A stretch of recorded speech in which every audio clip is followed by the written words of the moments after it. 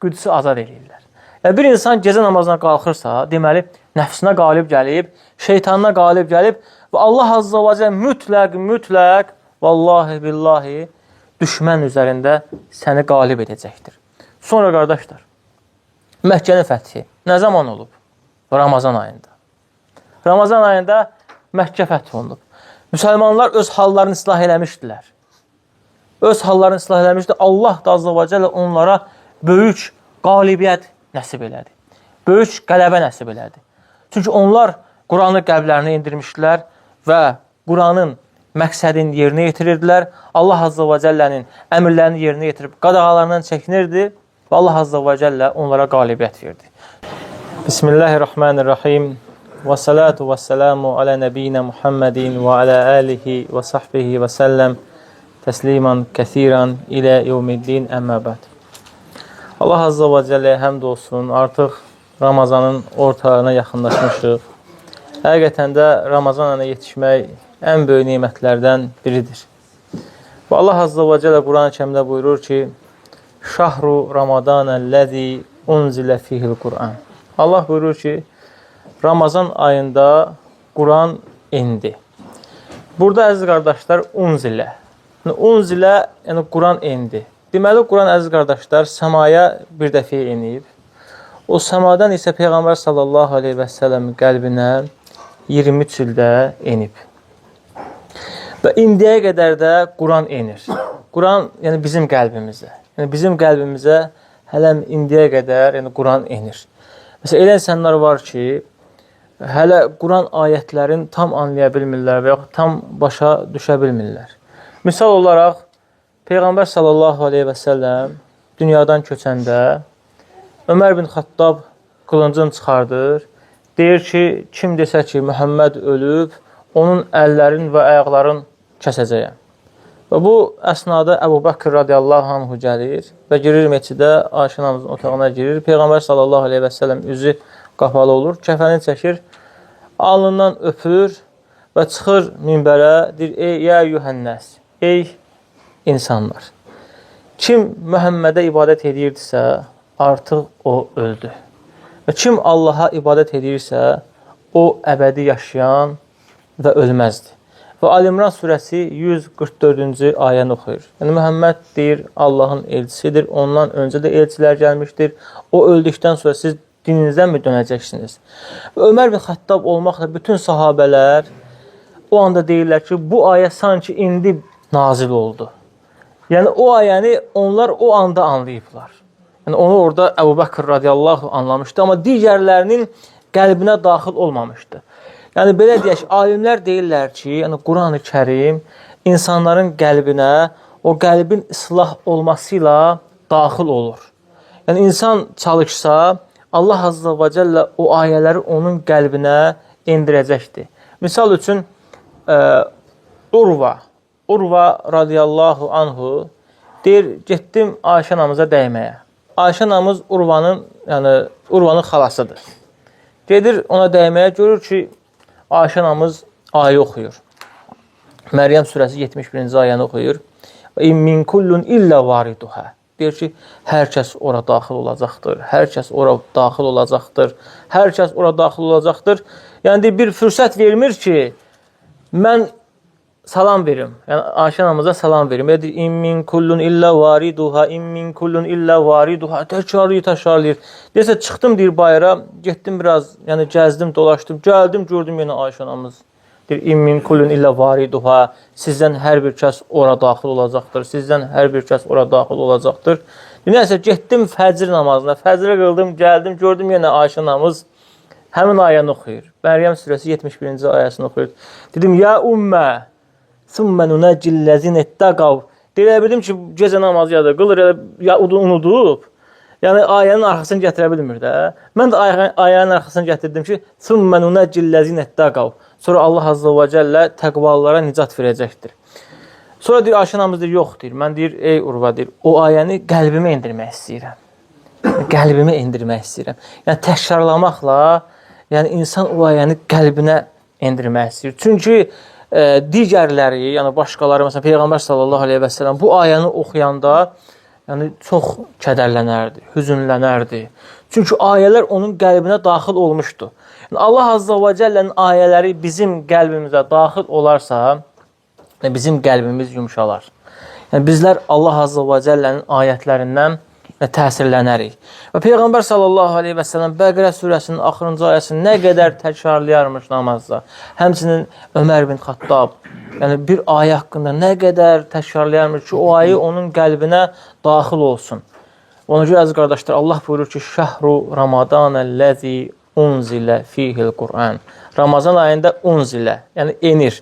Qur'an səmaya bir dəfiyə enib, Peyğəmbər sallallahu aleyhi və səlləmin qəlbinə 23 ildə enib, bizim qəlbimizə isə enir. Nə qədər bizim qəlbimiz islah olarsa, o qədər Quran ayələri bizim qəlbimizə enəcəkdir. Bir şeyx danışır, deyir ki, bir nəfər Quran oxuyurmuş, bu ayə oxuyur. Yəsəlunəkə anis-səəti əyyənə mursəhə, fīmə əntə an zikrahə. Deyir, səndən qiyamət gün haqqında soruşurlar, yəni qiyamət saat haqqında soruşurlar. Və sən onu xatırladansan. Deyir, birdən Quran oxuyan deyir, Allahu Akbar, Allahu Akbar, Allahu Akbar. Yəni, təəccübləndir ki, yəni bu niyə? Yəni, Allahu Akbar deyir. Yəni, bu ayəni indi başa düşüb. Yəni, səndən qiyamət haqqında soruşurlar, sən onu xatırladansan. Yəni, sən o qiyamətin əlamətisən. Yəni, sənin gəlişin, ey Muhammed, sənin gəlişin o qiyamətin əlamətidir. Amma çox adam bunu oxuyur, yəni anlamır ki, orada həqiqi məna nədir? Yəni, o, həmin adamın qəlbinə o vaxtı daxil olub, oxuduğu anda yəni, o ayə daxil olub. Və beləcə bizlər Quranı tədəbbürlə oxuyarıqsa, Quran-ı Kərim bizim də qəlbimizə daxil olar. Və Allah Azza və Cəllə Quran-ı Kərimdə buyurur ki, Əfələ yətədəbbərunəl Qur'an əm alə qulubin əqfəluhə. Məgər siz Quranı tədəbbür etmirsiniz? Yəni, sizin qəlbiniz qıfıllıdırmı? Yəni, qəlbiniz bağlıdırmı? Asi qəlbə, fasiqlik edən insanın qəlbinə Quran ayələri daxil olmayacaqdır. Yalnız və yalnız salih insanların qəlbinə Quran ayələri daxil olacaqdır. Allah Azza və Cəllə Quran-ı Kərimdə buyurur ki, onlar deyərlər ki, وَجَعَلْنَا عَلَى قُلُوبِهِمْ أَكِنَّةً أَنْ يَفْقَهُوا. Allah buyurur ki, biz onların qəlbini bağladıq ki, Quran ayətlərini başa düşməsin. Niyə başa düşməsin? Çünki o qədər bunlar zalim idilər ki, Peyğəmbər sallallahu aleyhi və səlləm İslamı, şəriəti, yəni gecə necə insanlar bilir gecədir, gündüzün necə gündüz olduğunu bilir. Beləcə İslamı onlara anlatmışdı. Artıq onların qəlbində olan o inad, kin, küdurət, həsəd, üç çevirmə küfrü hamısı ortalığa çıxmışdı. Ondan sonra Allah Azza və Cəllə onların qəlbini bağladı. Çünki Peyğəmbər sallallahu aleyhi və səlləm açıq aydın şəriəti, İslamı onlara başa saldı. Ayətlər onların qəlbinə daxil olmadı. Və biz əziz qardaşlar, Ramazan ayı fürsətdir. Fürsətdir ki, qəlbimizə Quranı daxil edək. Əgər qəlbimizə Quranı daxil etsək, biz qələbə çalacağıq. Biz nicat əldə edəcəyik, yəni uğur əldə edəcəyik. Hətta əziz qardaşlar, o şəxslərin ki, qəlbinə Quran daxil olur, Allah Azza və Cəllə onlara birinci öz nəfsinə qalib gəlməyə müvəffəq eləyir. Yəni, əgər Quran sənin qəlbinə daxil olarsa, Allah müvəffəq eləyəcək ki, sən öz nəfsinə qalib gələsən. Çünki insan öz nəfsinə qalib gələ bilmir. Sən əgər öz nəfsinə qalib gəlsən, şeytanına da qalib gələcəksən. Öz nəfsinə qalib gəlsən, şeytana da qalib gələcəksən. Üçüncü isə, əziz qardaşlar, düşməninə də qalib gələcəksən. Düşməninə də qalib gələcəksən. Və bu Ramazan ayı fürsətdir ki, bizlər öz nəfsimizə qalib gələk. Nəfsə qalib gəlmək üçün də, əziz qardaşlar, nə etmək lazımdır? Az yemək lazımdır, az yatmaq lazımdır, az insanların içində olmaq lazımdır və az danışmaq lazımdır. Yəni, çox gülmək, danışmaq, belə şeylər artıq insanı şəhvətlərə aparır. Yəni, insan gec yatır, insan çox yeyir. Məsələn, Ramazan ayında iftarda məsələn, o qədər yeyirik ki, məsələn, namazları əda edə bilmirik. Yəni, Allah Azza və Cəlləyə haqqı ilə şükür edə bilmirik. Biz bilirik ki, Ramazanın gündüzü səbr ayıdır, axşamı da şükürdür. Yəni, gün orta səbr edirsən, axşam da nə edirsən? Şükür edirsən. Yəni, Tövhiddən sonra, əziz qardaşlar, tövhiddən sonra insanı cənnətə daxil edən ən çox əməl şükür və səbirdir. Və Ramazan ayında insan bu iki ibadəti cəm eləyir. Günorta səbr eləyir, səbrin 3 qismi yerinə yetirir, əmirlərə səbir, haramlara səbir və acı qədərə səbr eləyir. Və şükür eləyir. Nə zaman şükür eləyir? Artıq iftar açanda şükür eləyirsən Allahın neymətinə, təşəkkür eləyirsən Allaha, sonra qalxırsan, qiyamda keçirilirsən, yəni qiyam eləyirsən.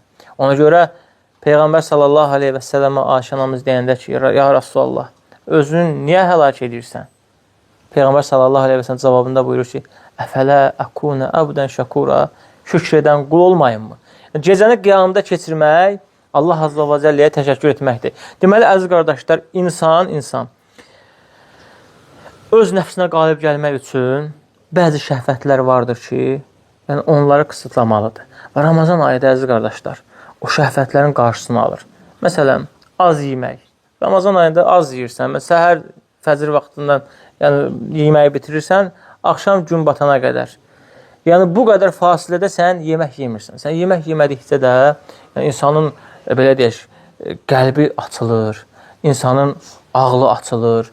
Yəni, niyə görə insanlar oruç tutarkən daha savadlı olurlar, daha elmli olurlar. Amma çox yeyənlər, nə olur? Çox yeyənlər çox içirlər.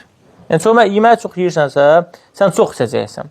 Çox içəcəksənsə, sən artıq yorulacaqsan. Yorulandan sonra da sənə yuxu gələcək. Yəni, yatmaq istəyəcəksən. İbadəti yerinə yetirmək istəməyəcəksən. Çünki nəfsə ağır gələcəkdir. Məsələn, qardaşlar, Peyğəmbər sallallahu aleyhi və səlləm sahabələrindən biri iftar açarkən deyir, bir xurması olarmış. Xurmasını soğurarmış, sonra qoyarmış cibinə. Xurmanı soğurarmış, qoyarmış cibinə ki, yəni çox yemək yeməsin ki, axşam ibadəti daha düzgün yerinə yetirə bilsin. Və sahabələrdən biri soruşur ki, ey Ayşə anamız, sizin yeməyiniz nədir? Deyir ki, əsvadən və mə. Bizim yeməyimiz 2 xurma və sudur. 2 qara və su. Yəni xurma, bir də su. Və deyir, Peyğəmbər sallallahu aleyhi və səlləmin evində 3 aylarla ocaq yanmırmış. Yəni yemək olmurmuş.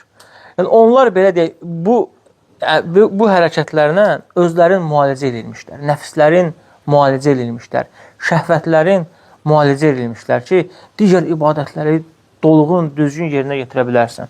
Deməli, əziz qardaşlar, bu ayda biz nəfsimizə qalib gələ bilərik. İkinci isə şeytana da qalib gələ bilərik. Çünki asanlaşdırıb Allah azza və cəllə bizim üçün. Allah azza və cəllə şeytanları bağlayıb. Sən şeytana bu ay qalib gələ bilərsən. Yəni, şeytanı məğlub edə bilərsən. Yəni, şeytan səni gəlib neynirdi həməşə? Gəlib səni zikr etməyi unuttururdu da, Allahdan uzaqlaşdırırdı. Allah azza və cəllə Quran-ı Kərimdə buyurur ki, kim mənim zikrimdən üç çevirərsə, ona bir qarin calaq edərik. Qarin calaq eləyərik. Qarin nədir? Heç bir zaman səni tərk eləməyən. Yəni, bir şeytan sənə calayarıq və şeytan da səni istədiyi kimi yönləndirər. Hara istəyir, ora aparar. Sonra Allah azza və cəllə buyurur ki, İstəhvəzə aleyhumuş şeytan fəənsəhum zikrallah.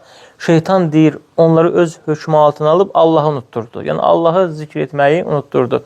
Yəni, bu ayda sən zikirləri çoxalda bilərsən. Duaları çoxalda bilərsən. Artıq şeytan sənə vəsvəsə edə bilməyəcək.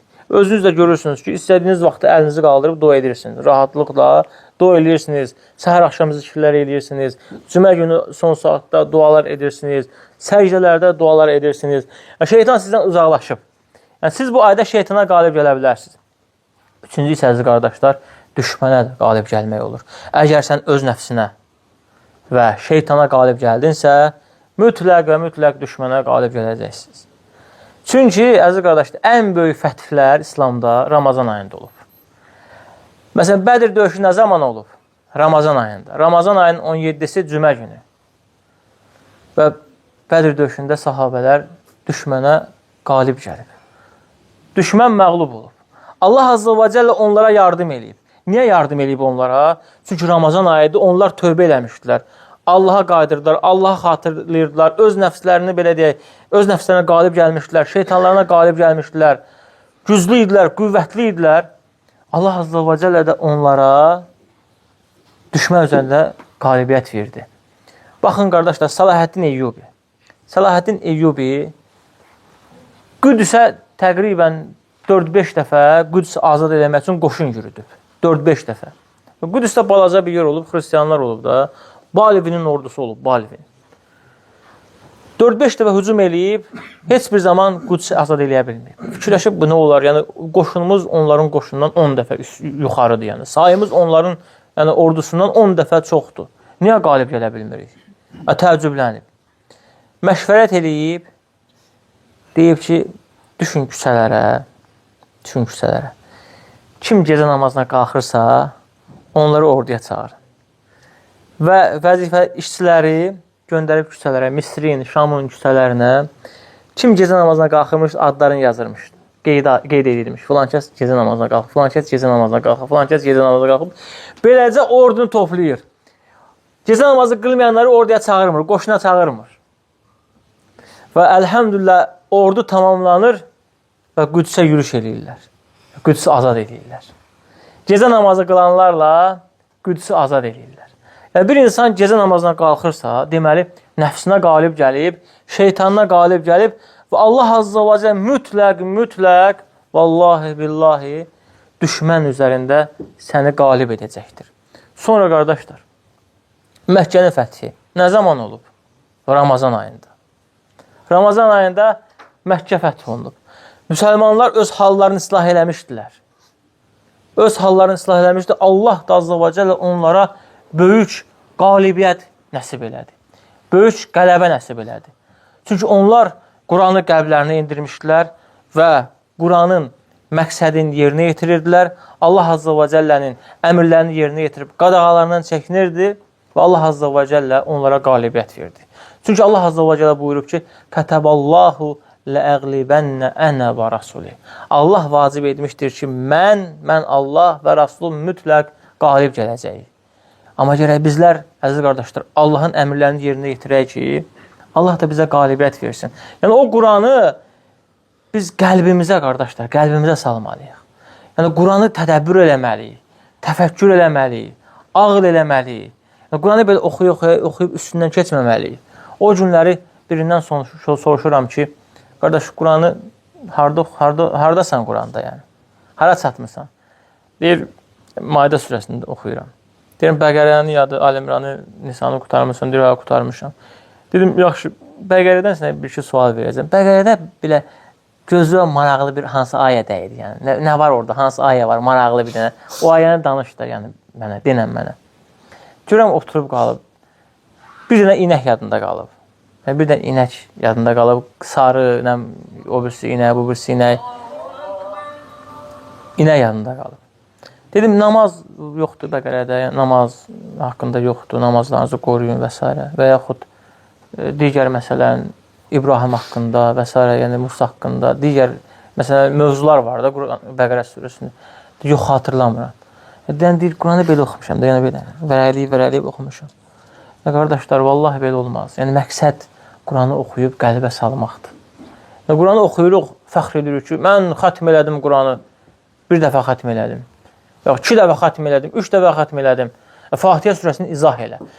Fatihədə Allah bizə özünü necə tanıtdırır? Mənə onu başa sal. Görsən, heç nə deyə bilmir. Bilə bilmir. Anlamayıb Fatihə surəsini. Gündə nə qədər oxuyursan Fatihə surəsini. Hələ Fatihə surəsində Allah özün qullarına necə tanıtdırır, bilmir. Çünki Allah Azza və Cəllə Quranı 3 qismə bölüb. Bir qismini özünü tanıtdırır, bir qismində qıssalardır, peyğəmbərlərin və digərlərinin qıssaları, bir qismində də əhkamlardır. Və Quranın 1/3-də Allah özün qullarına tanıtdırır. Və Fatihədə məsələn 4 ayədə Allah özün qullarına tanıtdırır. Yəni, sən bunu bilməlisən. Məsələn, Allah orada deyir ki, mən Allaham, yəni haqq məbudam, mən Rəbbəm, elə deyil, mən Məlikəm, mən Rəhmənəm, Rahiməm və mən hidayət verənəm. Allah Fatihə surəsində özün bizə belə tanıtdırır. Yəni, sən bunu anlaya bilməlisən. Bəlkə də milyon dəfə oxumusan. İndi milyon dəfə çox olar, 100.000 dəfə Fatihə surəsini oxumusan, amma Quranın ilə ilk əvvəlində məqsədi başa düşə bilməmişsən. Bu müsibətdir. Yəni, o Quranı, əziz qardaşlar, qəlbimizə indirməliyik. Qəlbimizə indirməliyik ki, Allah Azza və Cəllə bizə nicat versin, bizə uğur versin. Əks halda, bədbəxt olanlarda olacaq. Allah Azza və Cəllə buyurur ki, əziz qardaşlar, Şəhru Ramadanəl-ləzi unzilə fihil Qur'an. Ramazan ayında unzilə, nazil etdik. O nazil də qeyd etdim bir ayları. Bir dəfəyə səmaya, 23 ilə Peyğəmbər sallallahu aleyhi ve sellem qəlbinə və hələ indiyə qədər də bizim qəlbimizə daxil olur və sonra da yenə də bizdən sonra nəslin qəlbinə də islaha görə, qəlblərini islah etdiklərinə görə yəni daxil olacaqdır. Sonra Allah buyurur ki, Hudən linnəs, insanlara doğru yol göstərən. Həqiqətən də yəni Qur'an insanlara doğru yol göstərəndir. Bəzi təcrübə əhli deyir ki, qeyri-müsəlmanların ən çox İslama daxil olduğu ay Ramazan ayıdır. Yəni, təcrübədən baxsanız, həqiqətən də Ramazan ayında ən çox qeyri-müsəlmanların müsəlman olduğu bir aydır. Və sonra əziz qardaşlar, Ramazan ayı insanların ən çox tövbə etdiyi aydır. Ramazan ayında milyonlarla insan tövbə edir. Belə deyək də, Ramazan ayını özümüzü sürüyə atırıq da, yəni biz pis gündə yəni. Alüdəçisi, bəzilərimiz belə deyək, dəmno alüdəçisidir, bəzilərimiz futbol alüdəçisidir, bəzilərimiz şeş-beşdir, bəzilərimiz nə bilim bilyarddır, bəzilərimiz və s. Nə qədər boş vaxtlar var da, yəni. O boş vaxtları yəni elə şeylərə israf edirsən ki, bu sənə yaraşmır.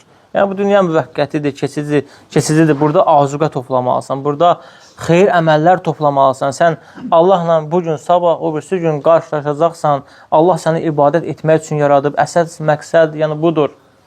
Və biz, əziz qardaşlar, bu ayda yəni, çoxlu tövbə edirik. Hamımız tövbə edirik. Vallahi billahi. Bəlkə burada Allah bilir, bəlkə 50 nəfər adam tövbə edib. Hansı bir günahından Ramazan ayına daxil olub. Sonra Ramazan ayında mən tövbə edəcəm. Yəni, həqiqətən Ramazan ayı insanlara doğru yol göstərəndir. Yəni, həm Quran, həm Ramazan ayı ikisi cəm olur. Və insanların ən çox müsəlman olduğu aydır və insanların ən çox tövbə etdiyi aydır və insanların ən çox ibadət etdiyi aydır. Ən uzun ibadət hansı ibadət, əziz qardaşlar? Oruc ibadət. 30 gün. 30 gün ibadət edirsən. Səhərdən axşama qədər. Ən uzun ibadətdir. Namaz 5 dəqiqə namazı qıldım, sonra çıxdın namazdan. Səhərdən axşama kimi Allaha ibadət edirsən və bu 30 gün ardıcıl ibadət edirsən Allaha. Bu böyük bir nemətdir. Bilirsiniz ki, bir gündə oruç tutarsansa Allah üçün, Allah sənin üzünü 70 il neyniyər? Cəhənnəmdən uzaq tutar. Və bunu 70'i vur 30'a. Nə qədər edir? 2100 il. Sən bir ay ərzində 2100 il cəhənnəmdən uzaqlaşırsan. Və 70 il yaşayırsan, onun 15-ci həddi buluq yaş digər nə qədər edir? 55. İndi 55'i vur neçəyə? 2100'ə. Allahu akbar. Yəni, fəzilətə bax da sən. Əcrə bax, mükafata bax. Sayı hesabı yoxdur da. Yəni, orucun, mükafatının, əcrinin sayı hesabı yoxdur. Və bu ayda ən çox insanlar malından xərclədiyi aydır. Bu ayda hamı zəkat verir, hamı sədəqə verir, hamı xeyir əməl edir, çox adam iftar verir. Xeyirdə tələsirsən bu ayda. Bizlər digər aylarda belə xeyrə tələssək, nə olar bizim halımız? Vallahi çox gözəl olar. Digər aylarda da mallarımızı Allah üçün xərcləsək, vaxtımızı Allah üçün sərf eləsək, dinimizi öyrənsək, Allahın kitabına belə həris olsaq, bizim halımız necə olar? Əlbəttə ki, çox gözəl olar. Yəni, özümüzü islah eləyə bilərik. Ramazan ayında həqiqətən də insan islah olur. Ramazan ayında insan qəlbini düzəldir, əməllərini düzəldir. Ramazan ayında sən, qardaş, işə namazından sonra 11 rükət təravih namazı qılırsan. Ramazan qurtarandan sonra onu 5'ə indirəsən, ya 7'ə indirəsən, ya 3'ə indirəsən, ya da 3 aydan sonra 1'ə indirəsən. Sonra da yoxa çıxacaq, yəni gecə namazı yoxdur. Niyə yəni, subhanallah? İndi 11 rükət əziyyət çəkə-çəkə, iftardan sonra, yəni qılırsan da və qılandan sonra necə rahatlıyırsan, həqiqətən rahatlıyırsan. Və Allah Azza və Cəllə buyuruyor, وَاسْتَعِينُوا بِالصَّبْرِ وَالصَّلَاةِ Səbir və namazla Allahdan yardım diləyin. Səbir, qardaşlar, alimlər təfsirdə deyirlər ki, burada orucdur. Burada orucdur. Oruc və namazla Allahdan yardım diləyin. Çünki orucda yəni səbrin 3 qismi var. Orucda səbrin 3 qismi var. Və orucla və namazla bizlər Allahdan, yəni təfsir alimləri deyirlər ki, burada sabır orucdur. Oruc və namazla Allahdan yardım diləyirik. Və beləcə insan oruç tutur və oruç tutarkən insan öz, belə deyək, şəhvətlərdən özünü qoruyur. Hansı ki, o şəhvətlər mubah şəhvətlərdir. Normalda oruclu olmursansa, yəni onlar sənə halaldır. Amma sən bu ayda özünə halal olanlardan uzaqlaşırsan. Məsələn, həyat yoldaşın var, sənə mubahdır, tərk edirsən həyat yoldaşını, Ramazanın gündüzləri tərk edirsən. Deməli, sən digər aylarda da zinanı tərk edə bilərsən. Sən mubah olanı, sənə halal olanı tərk edirsənsə, sənə haram olanı tərk eləmək daha asan da olacaq. Sən halal yeməyi tərk edirsənsə, sənə haram yeməyi tərk eləmək daha asan olacaq. Və sən digər şəhvətlərdən özünü qoruya bilirsənsə, Ramazandan sonra o haram şəhvətlər ki var, onlardan özünü qorumaq daha asan olacaq. Yəni, Ramazan ayı insanı belə deyək, tədrib edir. Tədrib yəni necə? Yəni, öyrəşdirir, vərdiş edir ki, insan daim Allaha itaət eləsin, Allaha asi olmasın, xeyirlərdə davamlı olsun. Yəni, həqiqətən bu ay, əziz qardaşlar, neymətdir bizim üçün. Yəni, bu ay bizim üçün mübarək bir aydır, xeyirli bir aydır. Yəni, bu aydan çox istifadə etmək lazımdır, çoxlu dualar etmək lazımdır. Allah Azza və Cəllə bu ayda duaları müstəcəb edib, duaların qəbuldur, əziz qardaş, vallahi. Allahdan bu ayda cəhənnəmdən Allaha sığın. Bilirsiniz ki, hər gecə məğrib vaxtı Allah Azza və Cəllə nə qədər qulların cəhənnəm əzabından xilas edir. Necə xilas edir, qardaş? Deyir ki, məsələn, Əhməd qardaş. Əhmədin adı yazılır axşam, məğrib vaxtı. Onun adı yazılsın, əbədiyyən cəhənnəm ona haramdır. Əbədiyyən. Sən bu günləri məğrib vaxtı Allah sənə cəhənnəmi əbədi haram etdi. Hansı əməlləri etmisən? Hansı əməlləri etmisən ki, Allah Azza və Cəllə o əməllərin müqabilində axşam məğrib vaxtı sənə cəhənnəmi haram edir.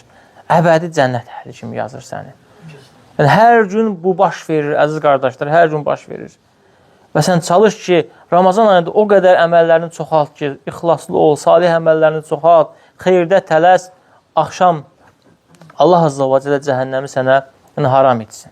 Ona görə, əziz qardaşlar, bu ayda təqvalı olmaq lazımdır. Ramazanın, belə deyək, vacib olmasının əsas üç səbəbindən biri nədir, əziz qardaşlar? Təqvalı olmaq, ləalləkum təttəqun.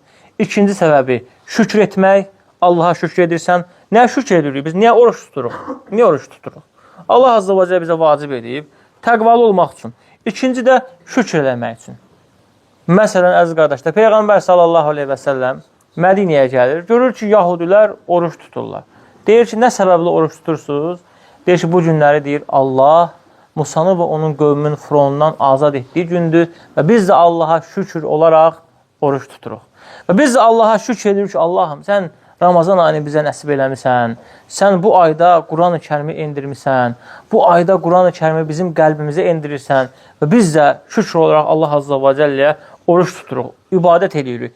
Ümumiyyətlə, bütün ibadətlər Allaha şükürdür. Namazın özü də şükürdür. Bir qeyd etdiyimiz hədisdə Peyğəmbər sallallahu aleyhi və səlləm deyir ki, şükür edən qul olmayın mı? Yəni, namaz qılır, qiyamda saatlarla qalır. Hətta Ayşə anamız deyir ki, o qədər rükü edirdi ki, deyirdi ki, bu unutdu, yəni ki, yadından çıxıb. Rükü yadından çıxıb, səcdəyə getməyi unudub. Səcdə eləyəndə unudub qalxmağı. Qalxmaq unudub. Qiyamda olanda unudub bu rükü eləməyi. Elə bir şey, sanki rükü yoxdur da, yəni unudub. O qədər rükü eləyərdi, o qədər qiyam eləyərdi, o qədər səcdə eləyərdi. Hətta dabanları partlayardı və deyərdi, ey Ayşə, məgər şükür edən qul olmayın mı? Bütün ibadətlər Allaha şükürdür. Üçüncüsü isə, qardaşlar, bu ayın vacib olmağının səbəblərindən biri Quranın enişidir. Və hətta hədis var, hədisin sənədi başında ixtilaf edib alimlər. Deyirlər ki, hətta Zəbur, İncil, Tövrat, İbrahimin səhvələri və Quran hamısı Ramazan ayında nazil olur. Hamısı deyirlər ki, Ramazan ayında nazil olub. Ona görə, əziz qardaşlar, bu ayda vaxtımıza diqqət eləməliyik. Yəni, bəzi işlərimiz varsa, işlərimizi kənara qoyub, ibadətlə keçirməliyik vaxtlarımızı. Yəni, insanlara çox qarışmamalıyıq. Yəni, insanlara qarışdıqda müxalətə olacaq. Müxalətə olanda da insanın belə fikirləri yayılacaq. Qəlbi Allahdan biraz uzaqlaşacaq. İnsanın qəlbi Allahdan uzaqlaşdıqca ibadətdən soyursan. Səndə gücün, qüvvətin olmur. Yəni, Ramazan ayında insan səkinətli olur, səkinətli. Səkinət nə zaman olur, əziz qardaşlar? Bax, borcu olan adamda səkinət ola bilməz. Səkinət rahatçılıqdır da, yəni. Borcu olan adamın səkinəti ola bilməz. Dərdi olan adamın, yəni səkinəti ola bilməz. Və yaxud elmi olmayan adamın səkinəti ola bilməz. Səkinət yalnız xalis möminlərdə olur. Allaha itaət eləyən, yalnız Allahın rızasını fikirləşən möminlərdə olur. Onun üçün Allah Azza və Cəllə Quran-ı Kərimdə buyurur ki: "Huvəl-ləzi ənzələs-səkinətə fi qulubil-mu'minin." Möminlərin qəlbinə səkinəti endirən odur. Yəni Allahdır. Allah səkinəti bizim qəlbimizə endirir. Nə zaman?